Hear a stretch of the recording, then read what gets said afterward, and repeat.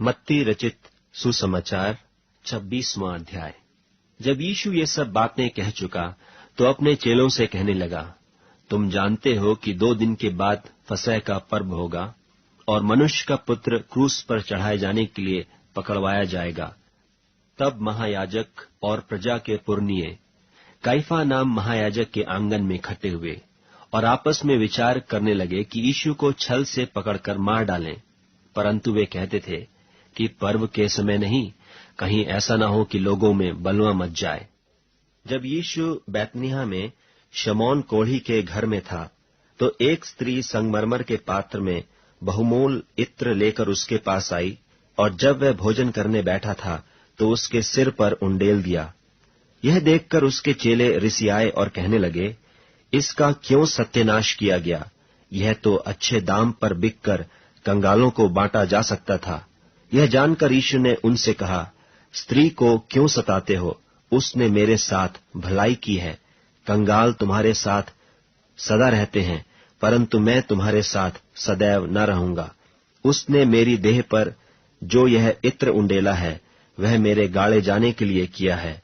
मैं तुमसे सच कहता हूं कि सारे जगत में जहां कहीं यह सुसमाचार प्रचार किया जाएगा, वहां उसके इस काम का वर्णन भी उसके स्मरण में किया जाएगा। तब यहूदा इस्करियोती नाम 12 चेलों में से एक ने महायाजकों के पास जाकर कहा, यदि मैं उसे तुम्हारे हाथ पकड़वा दूं, तो मुझे क्या दोगे? उन्होंने उसे 30 चांदी के सिक्के तौल कर दे दिए, और वह उसी समय से उसे पकड़वाने का अवसर ढूंढने लगा। अख़मीरी रोटी के पर्व के पहले दिन चेले यीशु के पास आकर पूछने लगे, तू कहाँ चाहता है कि हम तेरे लिए फसह खाने की तैयारी करें?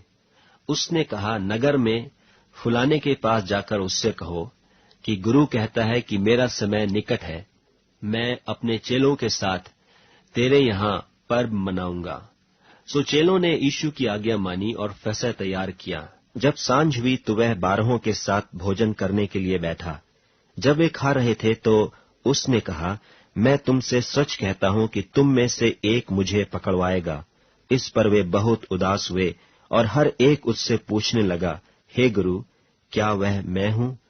उसने उत्तर दिया कि जिसने मेरे साथ थाली में हाथ डाला है, वही मुझे पकड़वाएगा।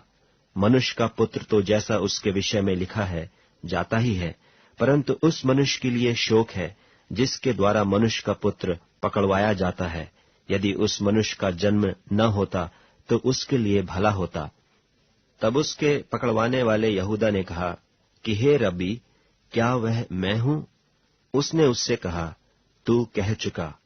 जब वे खा रहे थे तो यीशु ने रोटी ली और आशीष मांगकर तोड़ी और चेलों को देकर कहा, लो, खाओ, यह मेरी देह है। फिर उसने कटोरा लेकर धन्यवाद किया और उन्हें देकर कहा, तुम सब इसमें से पियो, क्योंकि यह वाचा का मेरा वह लहू है जो बहुतों के लिए पापों की क्षमा के निमित्त बहाया जाता है। मैं तुमसे कहता हूं कि दाख का यह रस उस दिन तक कभी न पीऊंगा, जब तक तुम्हारे साथ अपने पिता के राज्य में नया न पीऊं। Correction number. फिर वे भजन गाकर जैतून पहाड़ पर गए। तब यीशु ने उनसे कहा, तुम सब आज ही रात को मेरे विषय में ठोकर खाओगे, क्योंकि लिखा है कि मैं चरवाहे को मारूंगा और झुंड की भेड़ें तितर बितर हो जाएंगी। परंतु मैं अपने जी उठने के बाद तुमसे पहले गलील को जाऊंगा। इस पर पतरस ने उससे कहा, यदि सब तेरे विषय में ठोकर खाएं तो खाएं, परंतु मैं कभी भी ठोकर न खाऊंगा। यीशु ने उससे कहा, मैं तुझसे सच कहता हूं कि आज ही रात को मुर्गे के बांग देने से पहले तू 3 बार मुझसे मुकर जाएगा। पतरस ने उससे कहा, यदि मुझे तेरे साथ मरना भी हो तो भी मैं तुझसे कभी न मुकरूंगा। और ऐसा ही सब चेलों ने भी कहा। तब यीशु अपने चेलों के साथ गतसमनी नाम एक स्थान में आया और अपने चेलों से कहने लगा कि यहीं बैठे रहना, जब तक कि मैं वहां जाकर प्रार्थना करूं। और वह पतरस और जब्दी के दोनों पुत्रों को साथ ले गया और उदास और व्याकुल होने लगा। तब उसने उनसे कहा, मेरा जी बहुत उदास है, यहाँ तक कि मेरे प्राण निकला चाहते हैं। तुम यहीं ठहरो और मेरे साथ जागते रहो। फिर वह थोड़ा और आगे बढ़कर मुंह के बल गिरा और यह प्रार्थना करने लगा कि हे मेरे पिता, यदि हो सके तो यह कटोरा मुझसे टल जाए, तो भी जैसा मैं चाहता हूं वैसा नहीं, परंतु जैसा तू चाहता है वैसा ही हो। फिर चेलों के पास आकर उन्हें सोते पाया और पतरस से कहा, क्या तुम मेरे साथ एक घड़ी भी न जाग सके? जागते रहो और प्रार्थना करते रहो कि तुम परीक्षा में न पड़ो। आत्मा तो तैयार है परंतु शरीर दुर्बल है। फिर उसने दूसरी बार जाकर यह प्रार्थना की कि हे मेरे पिता, यदि यह मेरे पिए बिना नहीं हट सकता तो तेरी इच्छा पूरी हो। तब उसने आकर उन्हें फिर सोते पाया, क्योंकि उनकी आंखें नींद से भरी थीं, और उन्हें छोड़कर फिर चला गया और वही बात फिर कहकर तीसरी बार प्रार्थना की। तब उसने चेलों के पास आकर उनसे कहा, अब सोते रहो और विश्राम करो। देखो, घड़ी आ पहुंची है और मनुष्य का पुत्र पापियों के हाथ पकड़वाया जाता है। उठो चलें। देखो, मेरा पकड़ने वाला निकट आ पहुंचा है। वह यह कह ही रहा था कि देखो, यहूदा जो 12 में से एक था आया, और उसके साथ महायाजकों और लोगों के पुरनियों की ओर से बड़ी भीड़ तलवारें और लाठियां लिए हुए आईं। उसके पकड़वाने वाले ने उन्हें यह पता दिया था कि जिसको मैं चूम लूं वही है, उसे पकड़ लेना। और तुरंत यीशु के पास आकर कहा, हे रब्बी, नमस्कार, और उसको बहुत चूमा।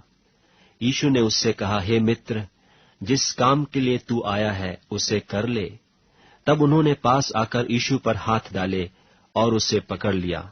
और देखो, यीशु के साथियों में से एक ने हाथ बढ़ाकर अपनी तलवार खींच ली और महायाजक के दास पर चलाकर उसका कान उड़ा दिया। तब यीशु ने उससे कहा, अपनी तलवार काठी में रख ले, क्योंकि जो तलवार चलाते हैं वे सब तलवार से नाश किए जाएंगे। क्या तू नहीं समझता कि मैं अपने पिता से विनती कर सकता हूं और वह स्वर्गदूतों की 12 पलटन से अधिक मेरे पास अभी उपस्थित कर देगा?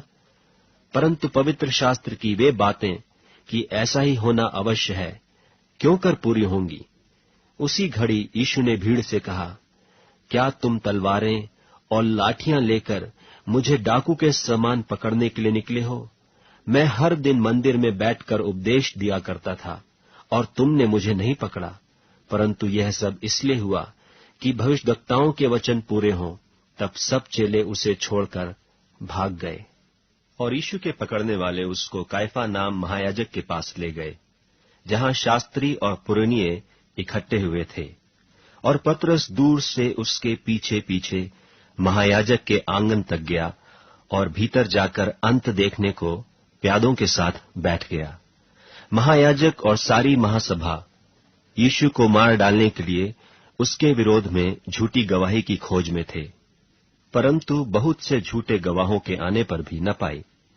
अंत में 2 जनों ने आकर कहा कि इसने कहा है कि मैं परमेश्वर के मंदिर को ढा सकता हूं और उसे 3 दिन में बना सकता हूं। तब महायाजक ने खड़े होकर उससे कहा, क्या तू कोई उत्तर नहीं देता? ये लोग तेरे विरोध में क्या गवाही देते हैं? परंतु यीशु चुप रहा। महायाजक ने उससे कहा, मैं तुझे जीवते परमेश्वर की शपथ देता हूं कि यदि तू परमेश्वर का पुत्र मसीह है तो हमसे कह दे। यीशु ने उससे कहा, तूने आप ही कह दिया। वरन मैं तुमसे यह भी कहता हूं कि अब से तुम मनुष्य के पुत्र को सर्वशक्तिमान की दाहिनी ओर बैठे और आकाश के बादलों पर आते देखोगे। तब महायाजक ने अपने वस्त्र फाड़कर कहा, इसने परमेश्वर की निंदा की है। अब हमें गवाहों का क्या प्रयोजन? देखो, तुमने अभी यह निंदा सुनी है, तुम क्या समझते हो? उन्होंने उत्तर दिया, यह बद होने की योग्य है। तब उन्होंने उसके मुंह पर थूका और उसे घूंसे मारे, और उन्हें थप्पड़ मार के कहा, हे मसीह, हमसे भविष्यवाणी करके कह कि किसने तुझे मारा? और पतरस बाहर आंगन में बैठा हुआ था कि एक लौंडी ने उसके पास आकर कहा, तू भी यीशु गलीली के साथ था? उसने सबके सामने यह कहकर इनकार किया और कहा, मैं नहीं जानता, तू क्या कह रही है? जब वह बाहर डेवढ़ी में चला गया तो दूसरी ने उसे देखकर उनसे जो वहां थे कहा, यह भी तो यीशु नासरी के साथ था। उसने शपथ खाकर फिर इंकार किया कि मैं उस मनुष्य को नहीं जानता। थोड़ी देर के बाद जो वहां खड़े थे, उन्होंने पतरस के पास आकर उससे कहा, सचमुच तू भी उनमें से एक है, क्योंकि तेरी बोली तेरा भेद खोल देती है। तब वह धिक्कार देने और शपथ खाने लगा कि मैं उस मनुष्य को नहीं जानता, और तुरंत मुर्ग ने बांग दी। तब पतरस को यीशु की कही हुई बात स्मरण आई कि मुर्ग के बांग देने से पहले तू 3 बार मेरा इनकार करेगा, और वह बाहर जाकर फूट फूट कर रोने लगा।